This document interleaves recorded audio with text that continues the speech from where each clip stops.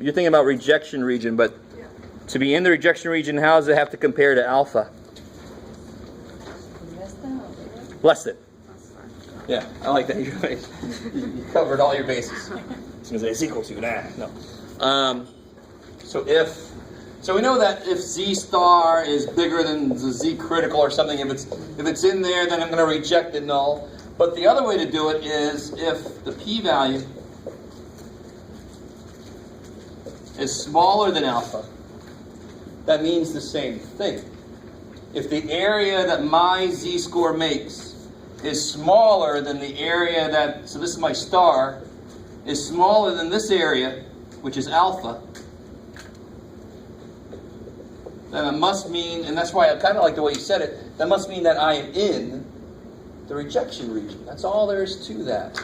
Everybody gets a little freaked out because the inequality sign has to go the other way, but it's because a smaller tail means you're further away from the mean. So how does that relate to this problem? So I have a binomial problem. So it's sort of like this, right? It's not normal, it's binomial. And why is it not normal enough? So here I tossed the coin 8 times. 8 flips of a coin. And we got 7 heads. Yes, cool. So what's NP?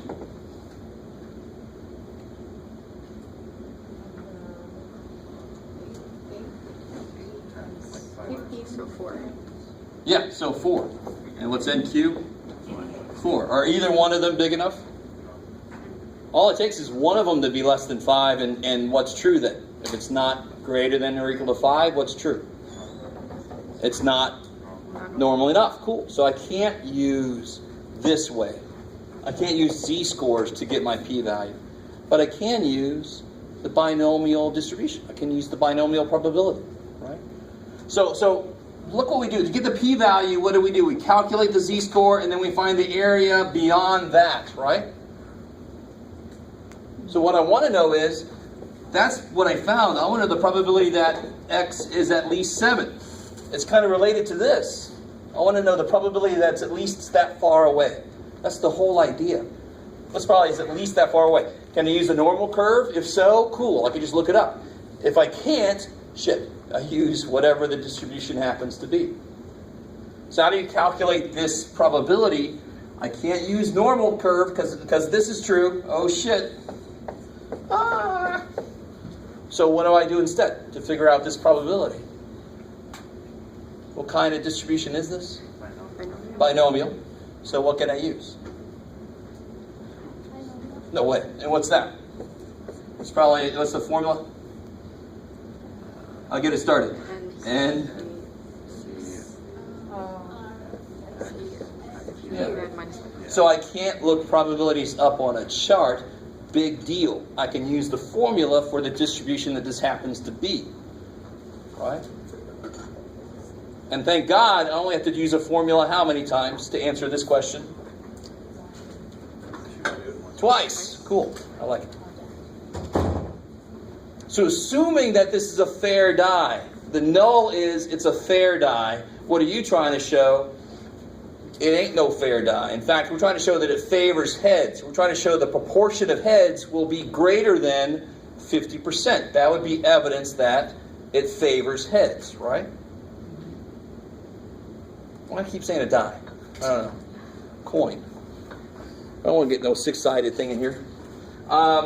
So anyway, so you just got to do P of 7. You have to add that to P of 8.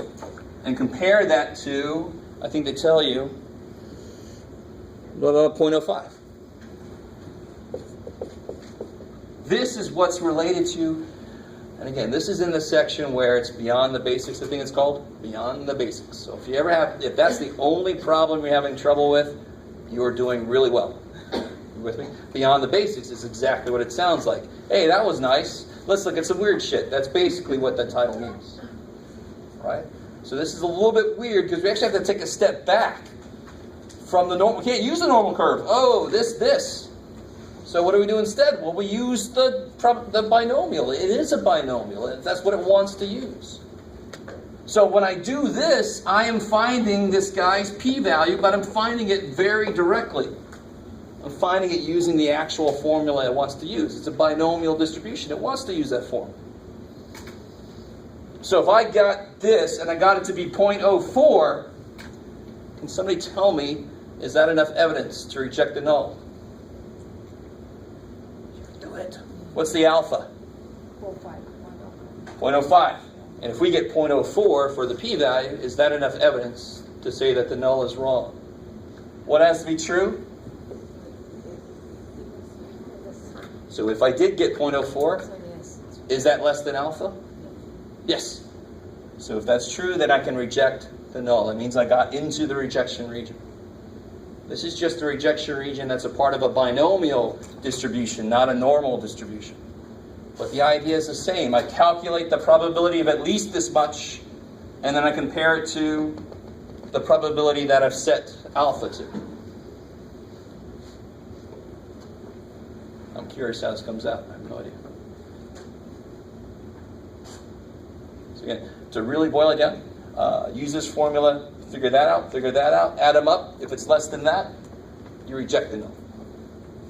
Which means what? If it was 0.04, if it was less than that, we reject that it's a fair coin. We show evidence that it is a weighted coin. You kind of with me?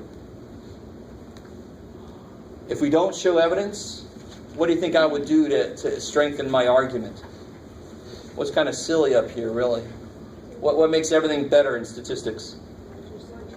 Larger sample, more trials. I would flip the coin freaking 20 times. If I have time to flip it 8 times, I think I have time to flip it 20. Hopefully it's not, like a strongman competition coin or something. We got tired of flipping tires. Let's make these giant coins. Flip a coin. I think then I'll be like, screw it. Whatever you want to say about the coin, sure. I don't care. I'm not going to test it. Let's say it's a normal coin. All right. Okay. That was weird. If you didn't quite get that, but you did everything else in that section fine, you are right where you should be. Yeah. Good. What's that?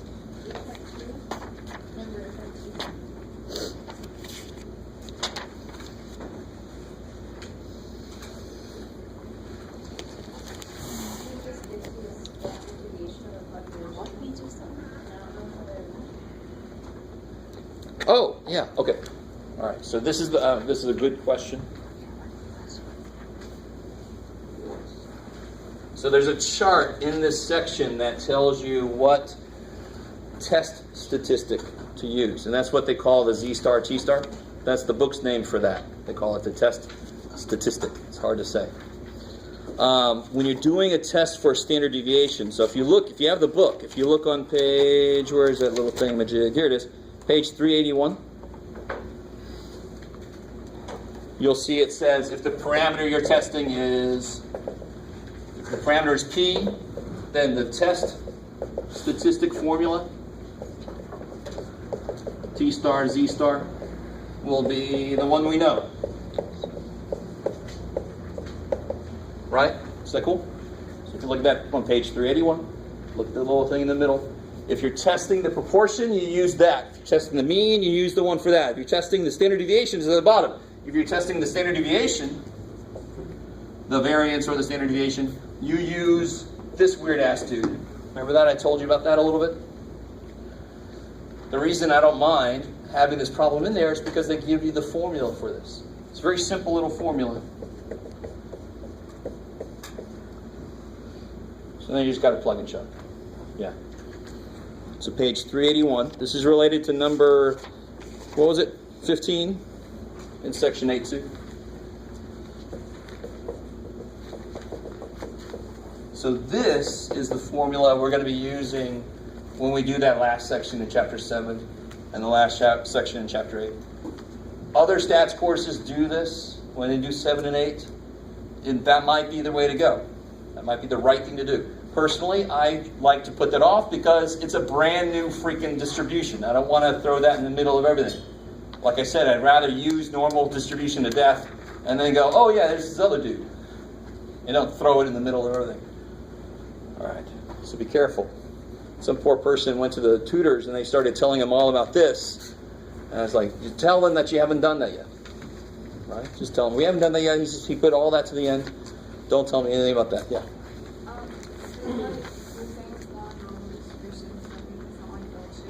Exactly. What's the thing? It's bell-shaped. What determines how fat or skinny that is?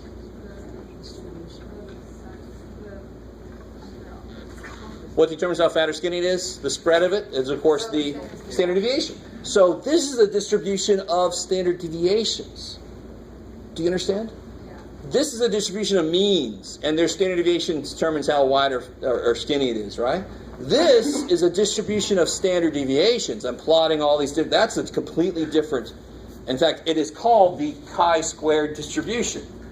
That is some weird-ass shit, right? We're used to mu now. That's a Greek letter. Here's another Greek letter for you. It looks like our X, but it's chi. C-H-I.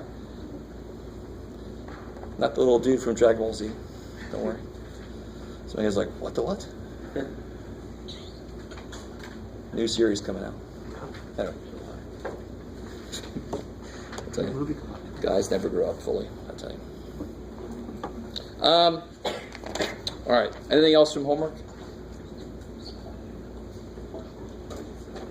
You guys are doing the homework?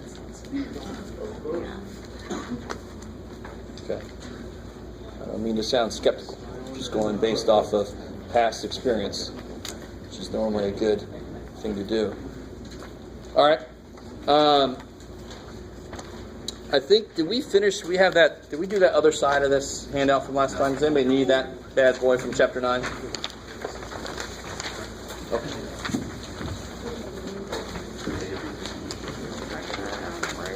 Sit down.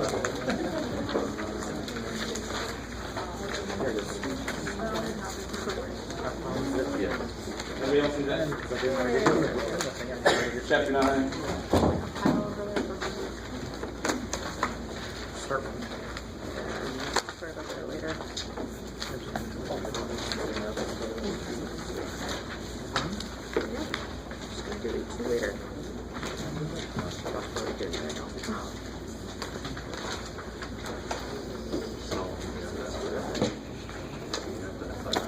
I know I talked about this in general, but I don't think we did this problem yet, right?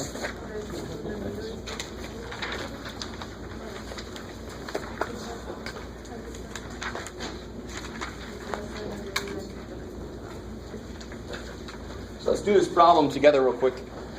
And I hope you understand if you've... let me say this before I forget. Section 9.4. Make sure I got the right section in mind. Yeah.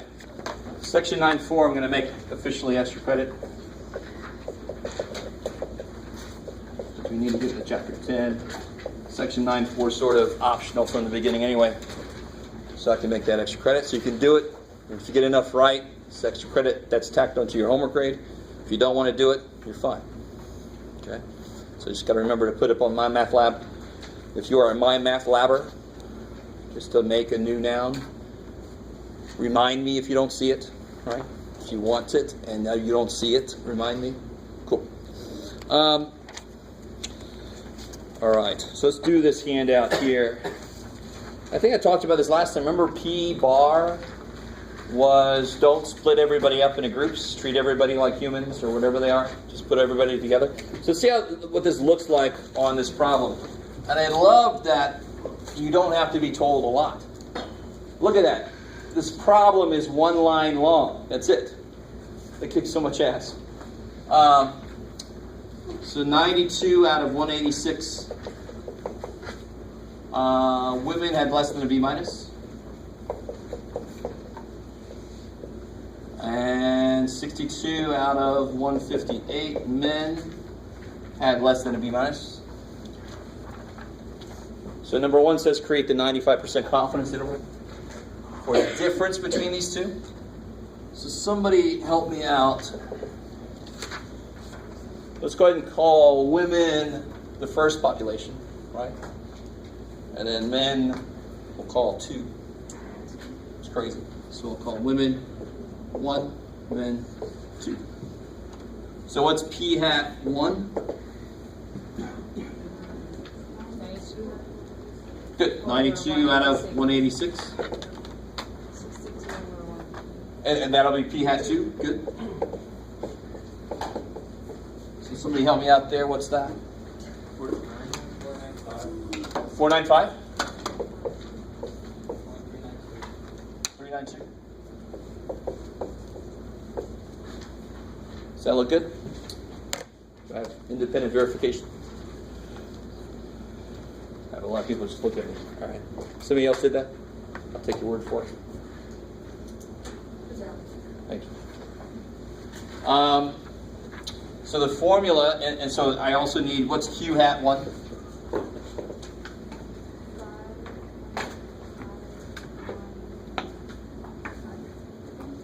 505. Remember that? Make it 9, make it 9, make it 10. And then Q hat 2? 608. Get out of there. All right, let me stop there for a second. Calculating those is relatively simple. All right, so this means that almost 50% of women had less than a B minus, while almost 40% of men had less than a B minus, right? And this is from that giant collection that you guys worked on when you had groups. You were working in groups. This is from the last several semesters. So this is actual data that I just took.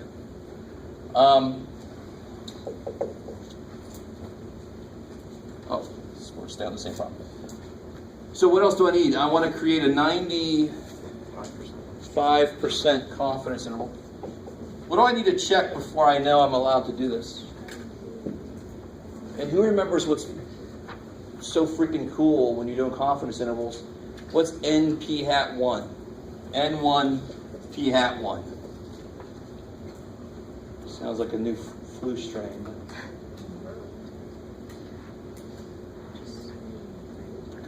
Remember this. What's P? How'd you get P hat 1? What'd you do? Get there. You did X1 divided by N1. So what's N1 times P hat 1? It must be 92, right? Remember that? You just look at how many successes there were. It's awesome. So NP hat 1 is 92. N1 Q hat 1 must be the rest. 186 minus that, so 94. What's N1, I'm sorry, N2 P hat 2? 62. What N2 Q hat 2? 96. Kick ass. And all of those are, every single one of these are what? What's important here? They're at least, they're at least 5, so it's normal enough.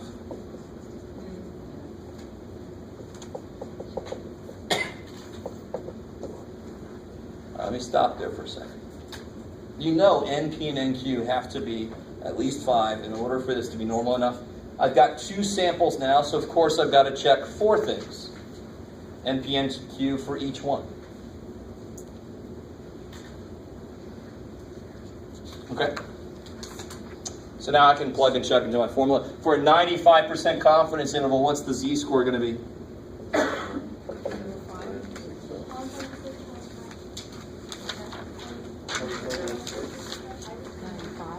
That's for 90%. 1.96, yeah.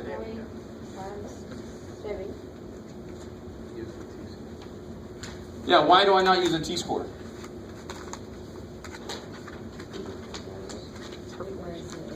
What is the beautiful thing about NPQ problems? We always use a z or nothing, right? It's normal enough, so I use a z. Why am I allowed to do that? Because we make our own standard deviation. We make our own sigma. So we always know sigma. As long as it's normal enough, we're golden. Freaky. Do you guys understand? This has been true ever since we started doing these with hypothesis tests. Even back in confidence intervals. I don't ever have to use t-scores with NPQ problems. It's either z or nothing. Because we make our own sigma. We always know sigma. Why? Because we freaking make it. We don't need anybody to tell it to us. All right, so now the formula for the difference between the two. And And this is where P bar and Q bar, well, actually for our confidence intervals, we're not going to do the P bar yet.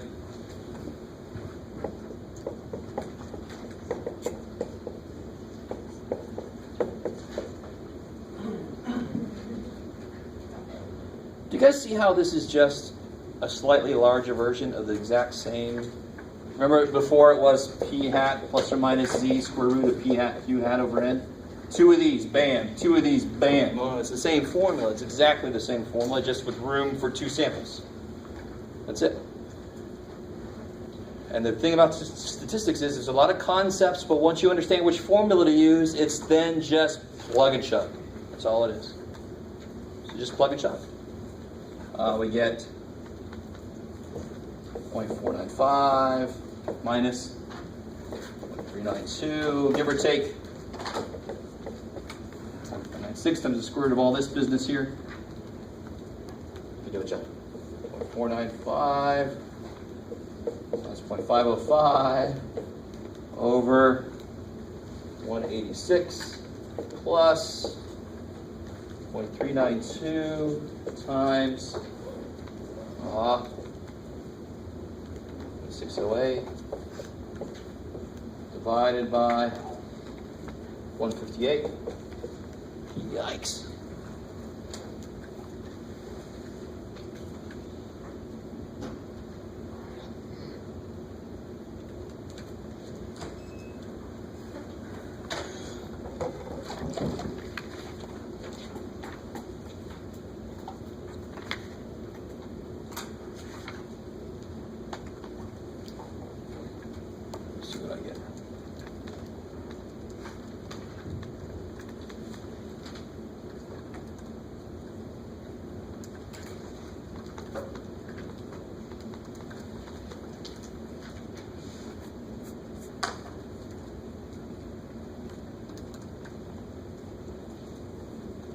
So for the error, somebody got the error for me? So you get 0.103, give or take. What'd you get for the error? Anybody do that? 105. Yeah, 0.105, roughly. I like it. Kick ass. All right. So if you're just sitting there waiting, there you go. That's what happens. Now what's interesting about that? The error is... What's it? Did anybody see interesting? Error is bigger than our freaking point estimate, right? Which is fine, because what do you think this means? I'm creating a confidence interval for the difference. So if it might be that there's no difference, what should show up in my confidence interval? What should be in there? Zero. Zero in my confidence interval means it could be no difference.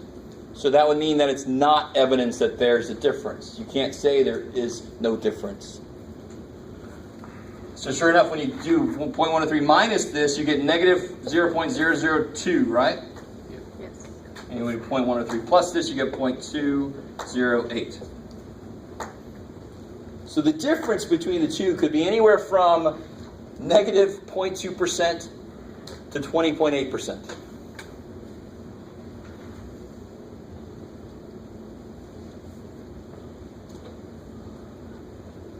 You guys semi with me here? That's what that means. So this is not evidence that there's a difference, but it's right on the edge. It barely contains zero, right? Zero's just barely hanging on in there. All right, maybe. So the difference between men and women's grades, even though we can see there's a difference, at least the percentage less than a B minus, it looks like there's a difference, but statistically insignificant difference. Now, to be honest, I have to be careful how I say that. Confidence intervals can only give you a feel for what's going on. Hypothesis tests are what we use to test a claim, really. So this kind of gives me a feel that my hypothesis test is going to show no difference. But we'll find out here in a second. Can you explain again why it's statistically insignificant? I don't understand. If they were really different, then I should have gotten a confidence interval maybe like 0.05 up to 0.20 or something. That would mean that there would have been a 5 to 20% difference between the two. Is it possible that there would be a 0% difference? That would be significant evidence that there is a difference, that the means are not equal. But since the confidence interval had 0 in it, then it could be no difference. Should the minimum value like always be above like 5%? Does that matter? Oh, no. So, Okay, I was just thinking of that. yeah, yeah, it's weird when you start doing tests and stuff on percentages, because then in your head you've got confidence interval percentages, you've got the 5% kind of rule that kind of shows up every now and again. This is hard, fast percentages. This is like saying 5% more women have less than a B minus than men. That would be what that means. That's not 5% of the population is in your sample or something weird. That's like real differences in grades. That's what that is. Okay. Maybe. But I understand, trust me. I understand we have all these percentages that all mean different things, and you're like, stop it. And now I've got P hat 1 and P hat 2, and oh shit. All right, maybe. Yeah. So what does this conclusion mean? Like what is that interval? That is evidence that there is no difference between the percentage of men and women that have less than a B minus.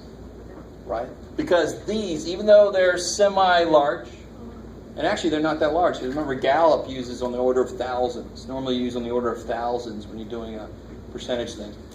We only have in the order of hundreds, which is why our error came out so damn big. This is a sample from the last few semesters. So even though their difference is huge, right? 10% difference is pretty big. It's based on samples, so it wasn't enough evidence to say that all men and women in statistics, or at least in my classes, have that big of a difference, right? Now I'm just realizing somebody's going to take this somewhere and say, look, Mr. Waller discriminates against women. Shit.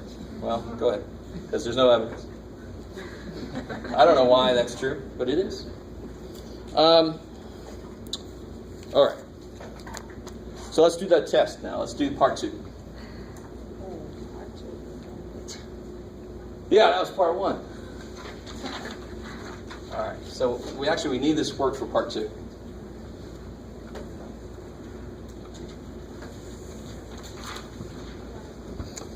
Let's see if I'm going to have time today for the rest of this here. So I want to test the claim that a higher percentage of women had less than a B minus.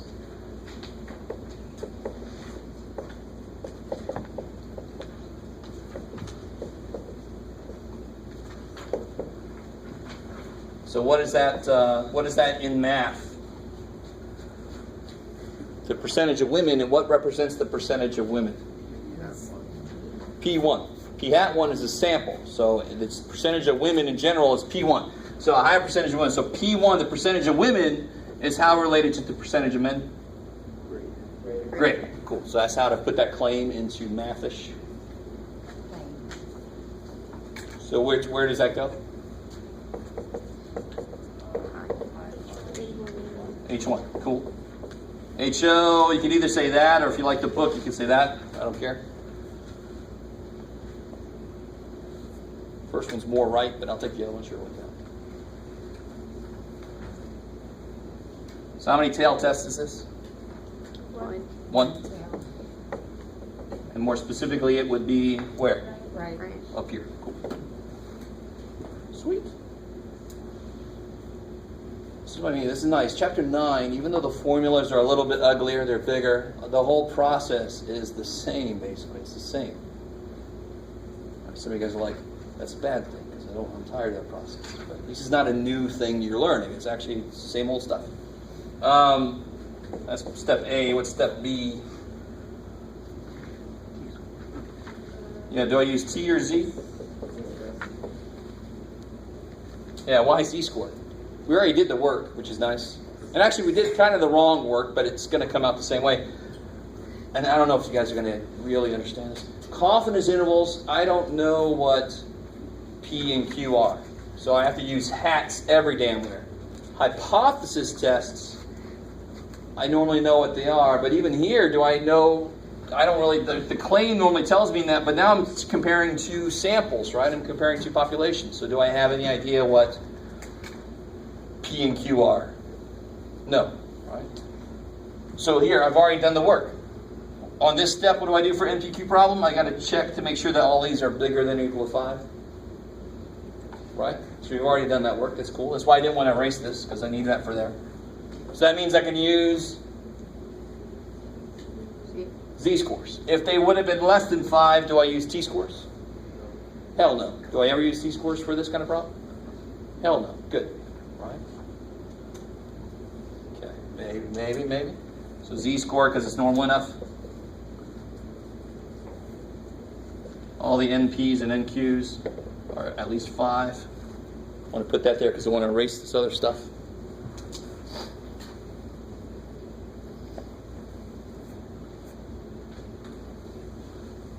Let me keep this here for a second.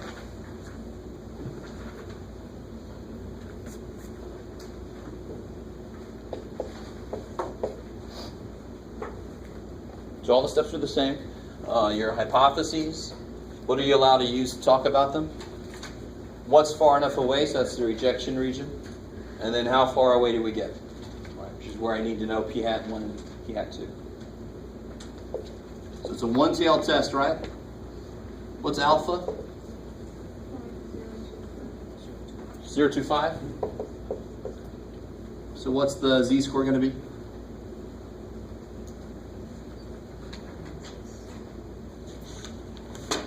Yes, so I tried to make this, so the reason it's such a weird little alpha dude is I wanted to make it match up with the confidence interval, and the confidence interval was 1.96, right? So if z star is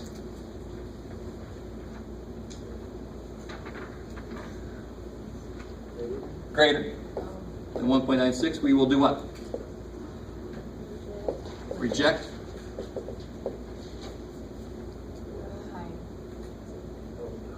Hope. Support.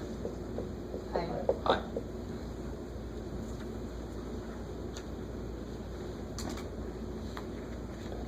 So remember, the null is the one that says, I think it's in the middle. And the rejection region is all about, no, I think it's over here, or I think it's over there. Right? That's why if we do get far enough away, the null is wrong. We have evidence that the null is wrong.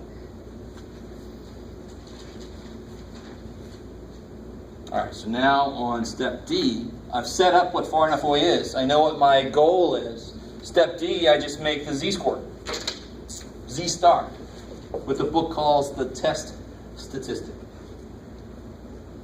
And that's going to look a lot like our confidence interval did. Except now we're going to have these p bars.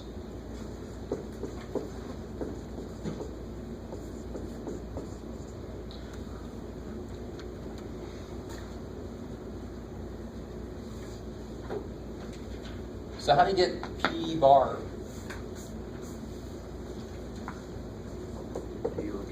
Here's the beautiful, Here's the beautiful thing about it. This is going to freak you out a little bit, and hopefully you understand this on a mathematical level. You can never just add two fractions together if they don't have an LCD, but that's not what I'm doing. I'm saying, how many total people were involved here? Yeah, 344. Right? 344 people. Out of those 344 people, how many scored less than a B minus? 154. So what's 154 divided by 344?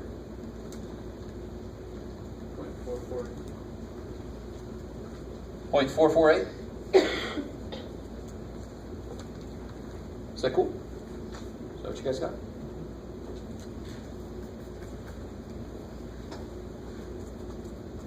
Nobody wants to talk to me? I'm okay with that. I understand. So how many men scored lower than a B minus? 62, right? How many women scored lower than a B minus? How many people scored lower than a B minus? Exactly, right? Does that make sense? Yeah. So P bar says don't break them into groups. Just put everybody back together, right? We're all just people. Don't break us down into groups. That's P bar. P bar is the peace dude, right? Little hippie dude. Come on, everybody. That's exactly how he sounds. Nice guy. What's Q bar then?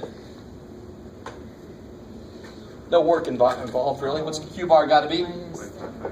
0.552. Kick ass. kick so much ass. All right, now try to do this formula.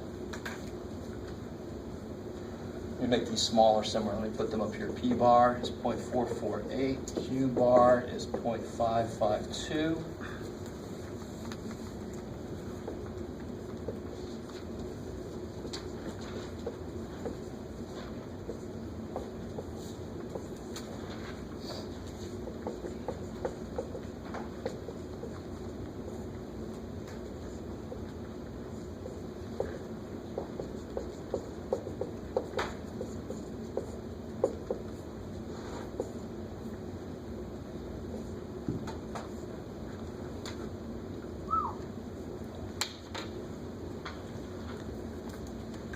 Yummy.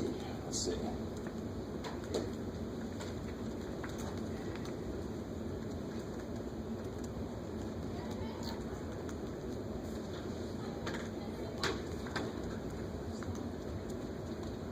Shit.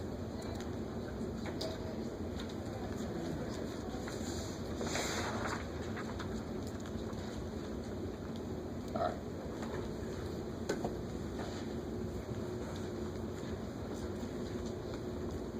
Yes, ma'am. I'm sorry, I missed the bar. Let me get back. So P bar would be, put these together. How many successes do we have total? 154. Not just men and women, just everybody together, there were 154 successes. Out of how many people? 344. So P bar is where you put everybody together into one big group. Times. Yeah, sorry. I try to do this one. I mean, the most important thing, the biggest mistake people make is they close the parenthesis too soon. You come out of your square root too early, and then you get z-scores like 411.7. You're like, wow, holy shit. It's probably not right. It's not 100% certain that it's not right, but it's probably not right. What do you guys get for that? Anybody got the cojones to tell me? Yes. I got 1.91. Sweet. What? So be sure that if you don't have the kind of calculator where the square root symbol grows, don't close your parenthesis until the very end. That's the most common mistake. And make sure the top has parentheses too, right? Calculator doesn't have eyeballs. Not this model anyway. They're working on it. I'm sure somebody uses them. Right, that's the reverse Google glasses, right? Instead of putting technology on our eyes, we put our eyes on technology. That's free food. It just stares at you while you sleep. All right. So what does that mean? Failed. The hell? Failed. We failed, man. Did we get close? Yeah. We got so freaking close. Like, We got so freaking close. Stupid problem. Jeff, you did that on purpose. Yeah, I did. I forgot what it was though. So then our conclusion would be we have not found sufficient evidence. Yes? How did we know the border would be on the right side of Because of this. distribution? So, what is Now, notice this. This is why I made a big deal. Identify what the sub 1 means, identify what the sub 2 means, and make sure it stays that way through the whole problem. You with me? Because if I would have turned these around, I would have been on the other side of this picture. Do you see that? I would have had a negative z-score here. So it's got to be p hat 1 minus p hat 2, and the ones were the women. So as long as you're cool with that, then this will always tell you what side the tail is on. If it's greater, it's up there. It's pointing you in the direction. How we doing?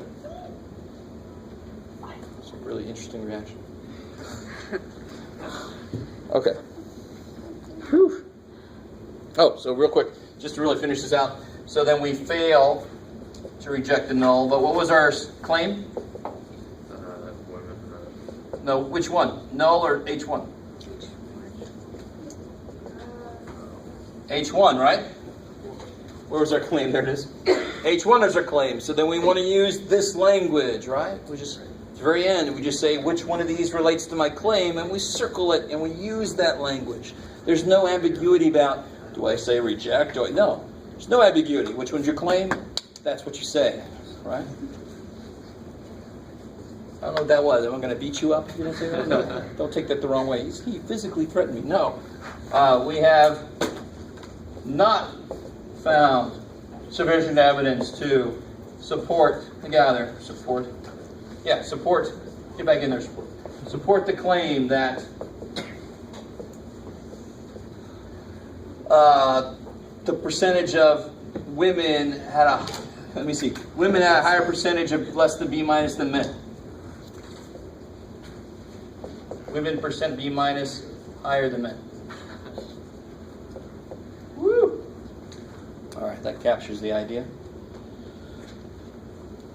Okay. So what I want to do, with a little bit of time I got left, is I want to talk about chapter 10 just a little bit. All right. So if you're tired of hypothesis tests, you're welcome. We're about to get into something entirely different.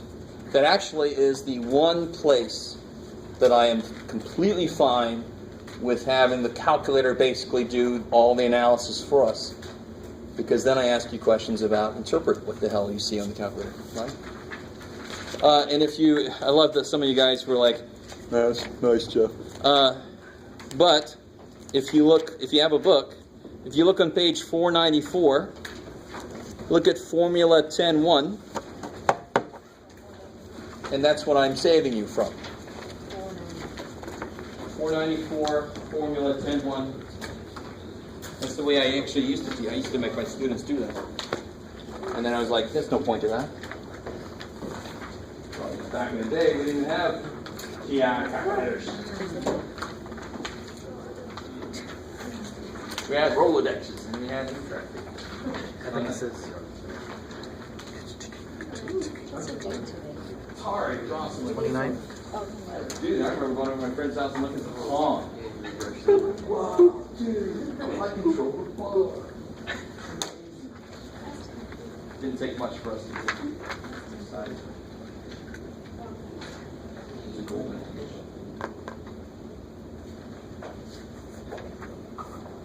So let's start.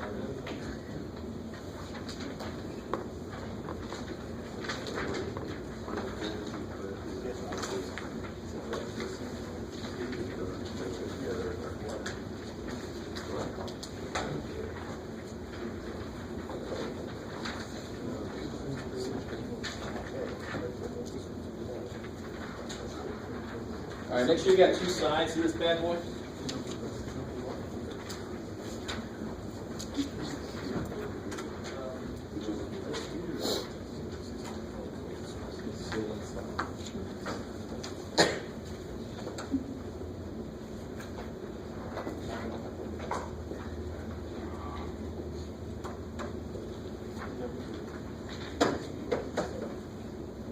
So this is when I first applied to work here, I had to videotape a lesson and send it in with my application. So this is the lesson I videotaped.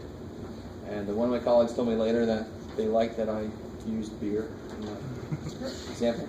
So if any of you don't like me as a teacher, you just go, well, he just got the job here because he said beer. So that'll help you figure out why I'm here. Oh yeah, I meant to say something. Well, we'll do that in a second.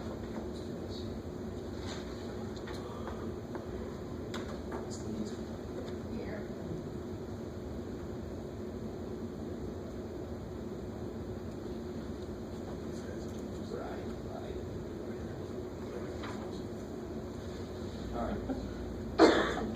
So again, if you're on the other side of the room, I'm sorry. I don't think this is what works over there. Yeah. So now we're getting into something called, we actually talked about this way back in chapter 1. There's a whole thing about correlation does not imply causation. Now, of course, you got to be careful. It also does not say that there isn't causation. You just can't say. You just don't know. So if I watch basketball players and I say, I think basketball makes people taller, we know that's not true, but technically you can't say it. The correlation just means that they're related somehow. There is a relationship. It doesn't mean that one thing has to be there for the other thing to be there. It's sort of like it increases the probability of it happening. So for example, and this is not, I always have to say this is not me suggesting you an experiment for you to do. Right? Just in case my dean hears from a student and says, yeah, he told me to have some beers that morning. If you had a really early class and you had a test the next day, and you went out drinking the night before, you with me? Probably there would be some kind of relationship between exactly how many drinks you had the night before and how well you do on the test. There's probably a relationship between how many drinks you had the night before and how well you're able to get to school the next day, for example, right? Which one of these would you say shows a stronger relationship between the two? The first one or the second one? Second. What do you think? I didn't hear a lot of people. Yeah, good. The second one, right? Because they are lined up. So as my number of beers increase, the grades went almost straight down, right? Which one of these looks more true to life? Because what's going to happen? You're going to have the person that, I don't care how sober they are, they don't know statistics because they haven't looked at it, right? So that'll be, which person up here, well, let's see, it's hard for you to do that. So this person had not very many beers, right? And how high of a grade do they make? Not very. So they're the person, I don't care how sober you are, you should have went ahead and drank to help your woes that you're going to have to take the class over again. So, and who is, let's see, this person can hold their drink. And, you know, they made a really high grade and they can hold their drink. And I don't know if it's because they drank. It's just sort of like I have a friend that gets a lot better at pool once he gets a little drunk. You have anybody like that? Me, I suck at pool. I don't care how much drinking I do. Right? All right, you guys with me? So if I take those two outliers out, doesn't that look like a kind of a trend? Yeah. Right?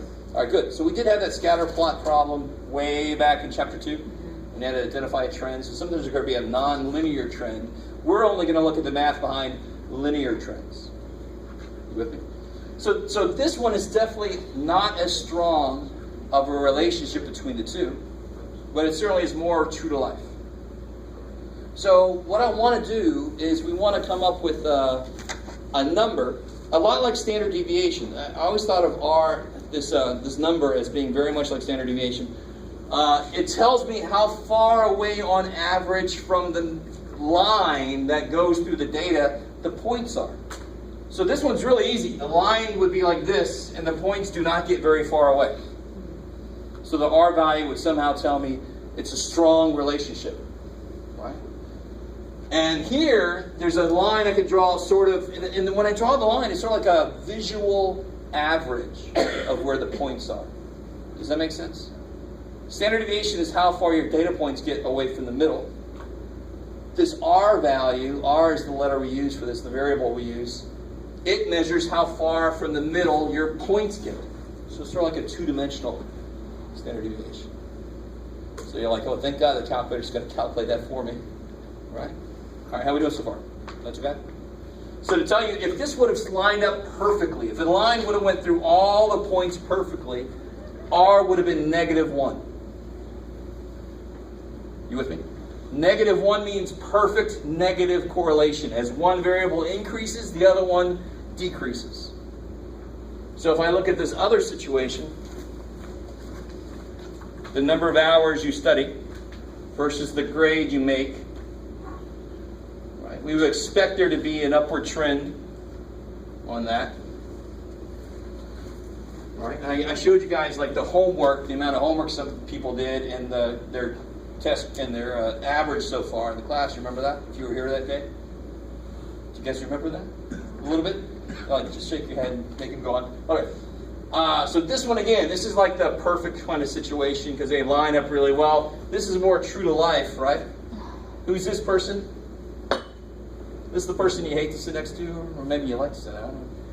What, did they study a lot, that person? Did they study much? No. Well, how well they do? They scored pretty well, right? And everybody has a class like that, where you barely have to do anything. I hated the people in my painting class that they were like, ugh, look at that. I'm like, bleh. Try again, Jeff. And who's this person? It's the person you cry for. I hate when this happens, right? If somebody comes to my office and they're doing everything right and they're still not doing well, that's like the worst thing for a teacher. I'm like, oh shit, I don't know what else to tell you. That happens. And again, if I take those two out, then the relationship becomes a lot stronger, but not as strong as that crazy situation over there. You kind of with me? A little bit? Okay, good. I like it. Yes, ma'am. So even though the one on the left is a stronger relationship, the one on the right is more realistic? Beautiful. And there's no real big purpose for me showing you that. It's just that normally in real life, we're not going to get things lined up perfectly. Unless you're doing something like you're catching fish and you can measure their age versus their length. You would expect that to line up pretty well. And is that always going to be a straight line forever? If so, you'd have a fish that's as big as the ocean. Right? Turn around. You can't go anywhere. You kind of with me? So at some point, of course, the straight line curves off. So we would just correlate stuff in the middle when they're growing.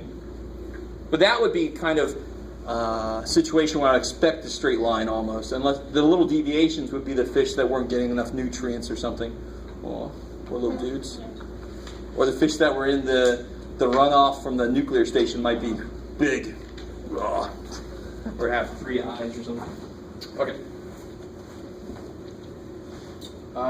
It would be great if there were some way to find a number that would enable us to compare the strengths. We call these relationships correlations, and we call the measurement of strength the correlation coefficient, or the Pearson product. My stats professor's name was Pearson, but he was not related to that, but he liked to pretend he was. We use the symbol R. So the correlation coefficient is between -1 and 1. -1 means perfect negative correlation. +1 means perfect positive. What do you think 0 means? None. No linear correlation, right? It's just all over the damn place. There's no straight line that would go through there at all. Cool. I like it. So, what I desperately want to try to do is to actually show you an example of this. So if you have a calculator, if you need to borrow one, I want everybody to try this, and the minute we get this one done, we'll head out. If you want to borrow one, I guess everybody got one? Cool. Oh, I can turn this guy on now, because I'm going to use that.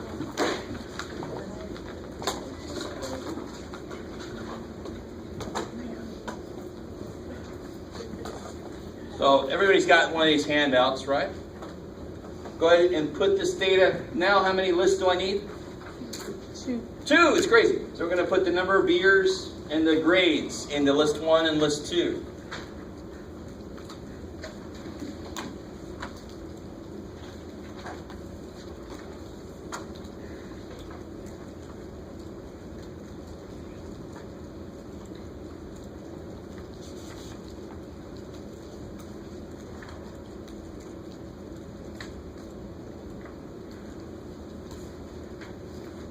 Cool, I like it.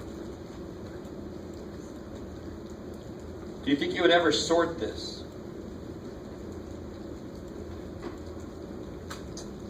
Okay, we'll talk about that in a minute.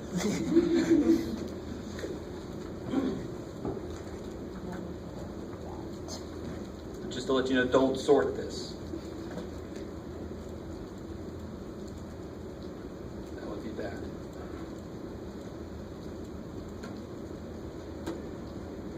It makes it such a long list, Jeff.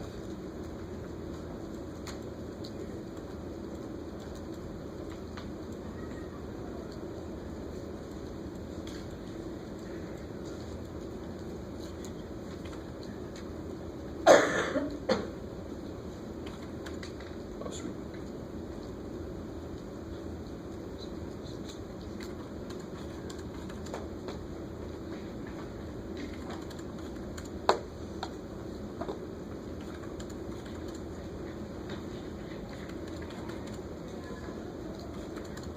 All right. So I hope it makes sense that you never sort this, because 3, or let's say 2.7 has to go with 71. And that's how you can check to make it. If you sort them, everything will be linearly correlated. Everything in the world. Do you understand? That's not good. You don't want everything to be correlated. All right, so here's the first little thing. If you go up here, look at that. Look above y equals. Y equals is where you put equations in algebra. You put equations in there and it graph it. Or pre-calculus or whatever you took. If you go above that, stat plot. That sounds good for us. So again, let me do that again. Right up here, it says stat plot. Hit second, y equals, and you should get into here. Is everybody with me? Let me do it again.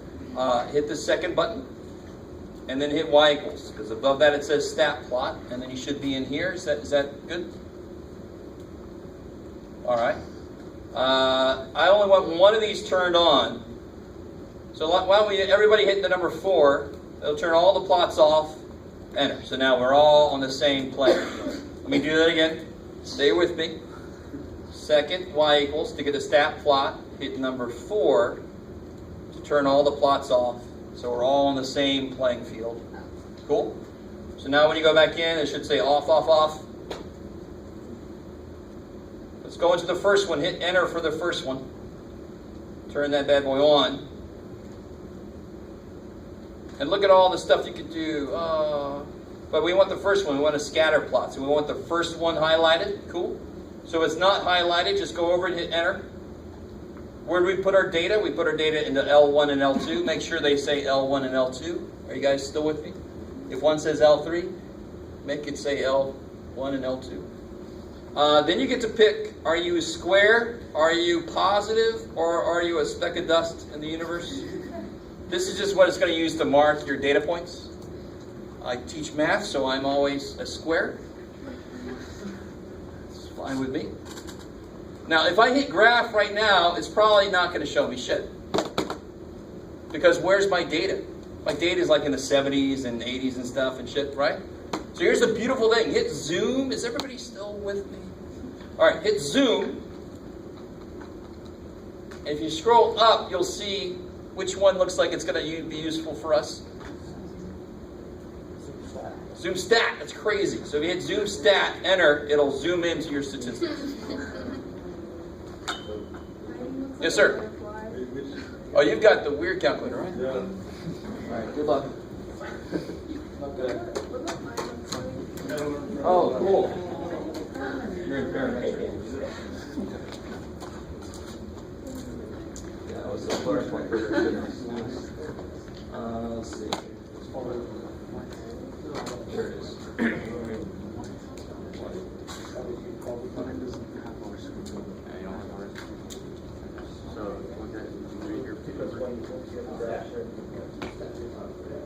There it is.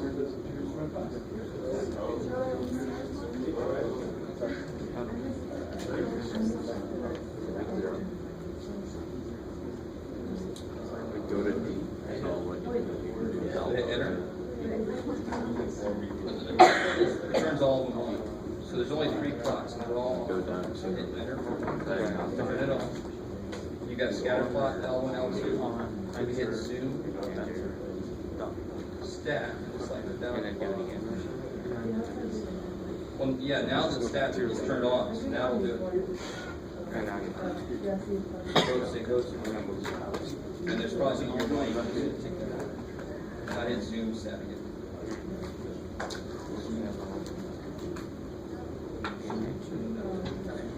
And then stat.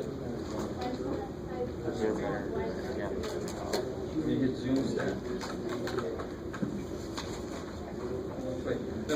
Zoom. Oh, it's thinking. That's what happens. I mean, zoom stat.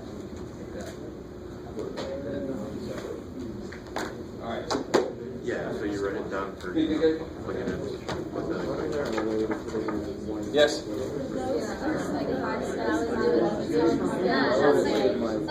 Yeah. So if you have your own calculator right now, it's ready to go for that. Right. Now, real quick, stay with me. 2 last things. Here's the awesome sauce. I want to figure out the equation that would be the line that goes through that best. It's like the graphical average. and I want to know what R is.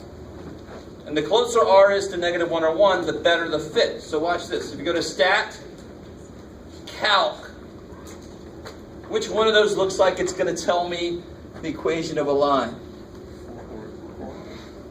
The one that's got the equation of a line in it, right? Here they're using A instead of M. Because they're stats people, they want to be different than algebra people, I guess. But if you hit number 4, you guys still with me? Number 4, and it defaults to list 1 and list 2. If you hit enter, some of you guys will have this. Does anybody have more than that show up? A few of you guys, all right. The rest of us are jealous. Now stay with me. Stay with me. What? All right. If you don't have anything else, if you only have this stuff, do this. And if you have your own calculator, you never have to do this again. Go to second 0. It tells you everything your calculator does. It's the catalog of all the functions of a calculator. Do you see this button here that's got the little green D? Hit that button. So you jump down to the D section.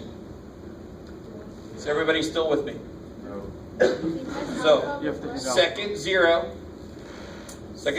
Hit the little button here, the one that's got matrix on top. It's got a D. Hit that button so you go to the D section. Now go to diagnostic on.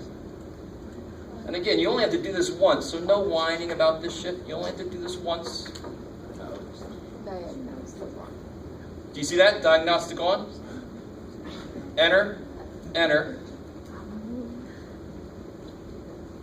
All right.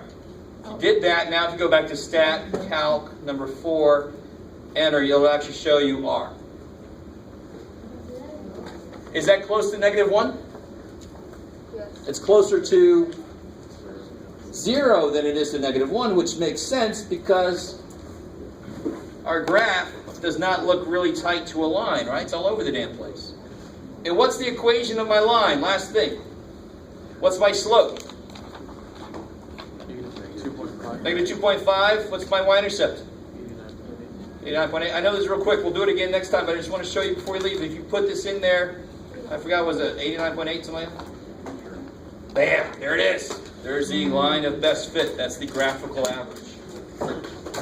Obviously, I wanted to at least get that out there, because now next class we're going to focus all the time on these kind of problems. So we'll do that some more next time. Yes? Do you know the quiz between now and final? Probably not.